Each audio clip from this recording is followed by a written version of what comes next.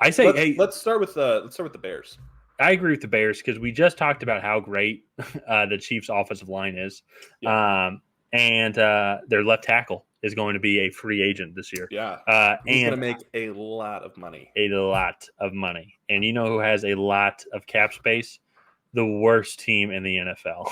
Yeah, the Chicago Bears with the number 1 overall pick, probably soon to be number 4 plus Lots of additional picks lots as of well. additional picks. Yeah. And so for me, and I think we both agree on this, Bears got to go after offensive line guys. And I think there's no better place to start than solidifying your left tackle for your young quarterback and paying him, whatever he wants. I think it would be upwards of probably $20 million, I would think, a year for left tackle. What did Trent Williams get? Because it would be. I thought it was like 17 million. Okay. So maybe they'll save him a couple bucks. Oh, yeah. No, I'm sorry. He has an average annual salary of $23 million. Oh, okay. Okay. Yeah. So 23-5, 24 going up to Chicago. The Bears, as of right now, I think have like 66 in cap space, 68. And I think it's only going to go up as they make cuts. Mm-hmm. So somewhere in the mid 70s for that. And addressing the offensive line, I mean, they have to address a lot.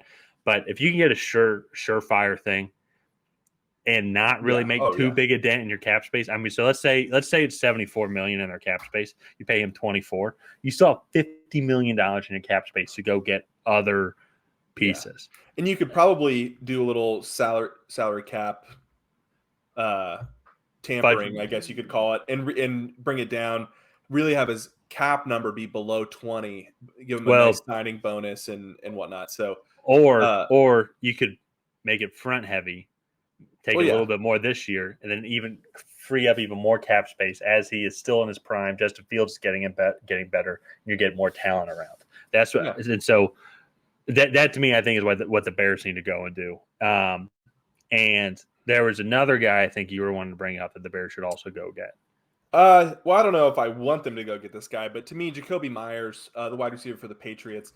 Patriots are notorious for not paying wide receivers and running backs. And I just don't think that he's going to be back in New England. And for me, he is the perfect addition to that receiving group that they need. He can be Justin Fields' safety net. He is that intermediate route runner that plays in the slot. And you can put him out wide on an island and he can burn guys with routes that's just not his specialty. And I don't know. I like the fit of Jakobi Meyers going there. Young quarterback needs that safety net over the middle. Darnell Mooney is kind of their deep threat speed guy, and you have Chase Claypool that's kind of the jump ball at true X receiver. And for me, I just think Jakobi Meyers fits that system really well. They have the cap space to potentially overpay him a little bit. He's projected to get around $12 million a year, and I mean, I think they could get away with giving him 15 for 15 over 3. So what, 3 for 45? Yeah. And it's like New England won't pay him that.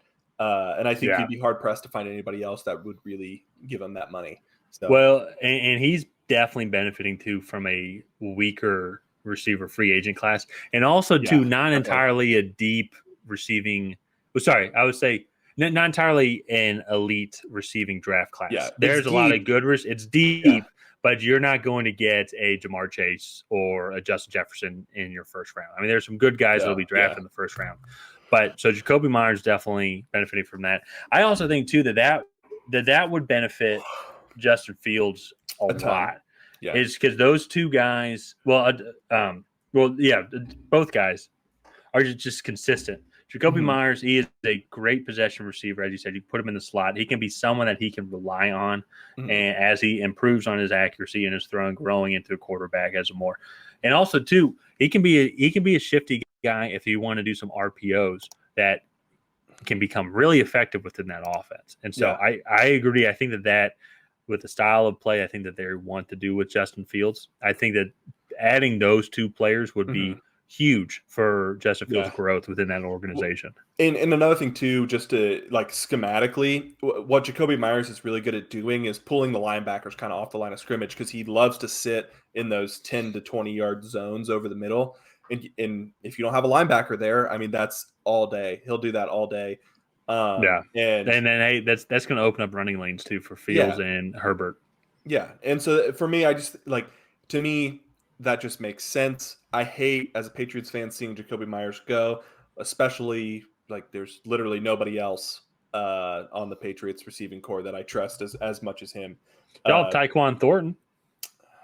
Yeah, we do.